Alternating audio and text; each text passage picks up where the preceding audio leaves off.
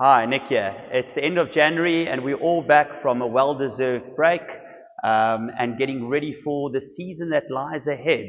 So, getting back into the cellar, we've just bottled all the 2024 white wines. So the new Oldenburg Chenin and Chardonnay have been bottled, the new CL White and our new Univ 2024.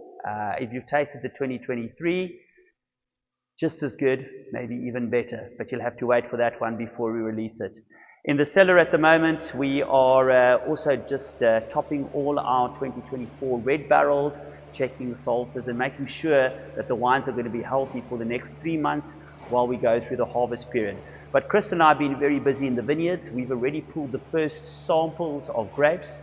There's already some sugar in some of the Chenin and Chardonnay berries. The berries are starting to go through veraison, they're starting to go yellow. So within the next week or two, we should be knee-deep in Chenin.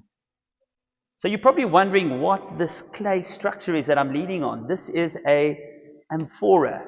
Amphoras were used thousands of years ago and were some of the first vessels that wine was made in. So I'm returning to my roots.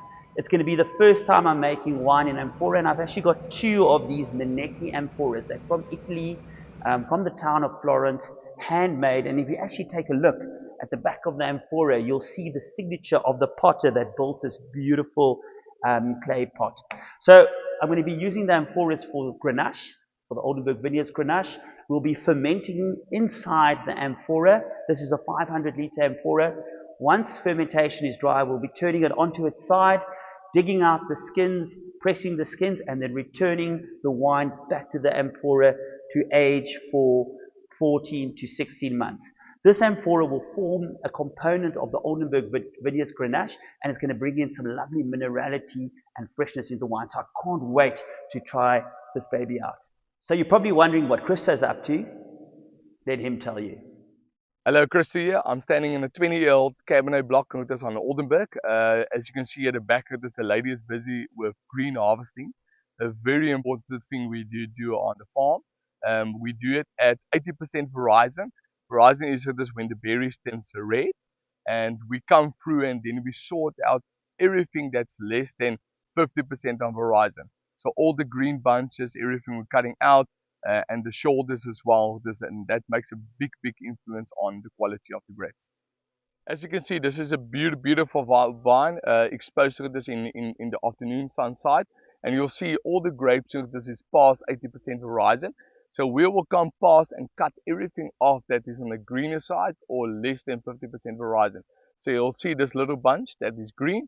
So that is one we'll come and remove, and then we'll come into a grape sitting like this, what we call a little shoulder. So we'll remove the shoulder as well, just to make sure that that bunch of this gets developed properly. As you know, this Oldenburg has a zero tolerance on leaf roll virus, and part of our regenerative farming is putting out biological insects that we buy. We put them out in the vineyards, and they help control the mealybugs. So they basically bred only to attack and eat mealybugs, and they help us on a biological way to control the mealybug. So next to me I got Frederick. He will just explain to you how he hangs out the bugs. So in his hands we got anagyrus. We have three types of insects, but this is the anagyrus, and he will just explain how he hangs it in the canopy and where it must be placed and what he's doing. Okay, my name is Frederick, and that is the insect. I'm gonna hang it in the canopy like this out of the sun. It's hanging in the shade, so it's still in the egg form. So it sits not directly in the sun, so it sits nicely in the shade, in the canopy, protected, waiting for the eggs to hatch. If they hatch, they will come out of their little hole and they will do their work. So just before harvest starts, we've been racking our 2024 red wine barrels into stainless steel tanks. And the reason for doing that is because I have moved away from filtering any of my red wines.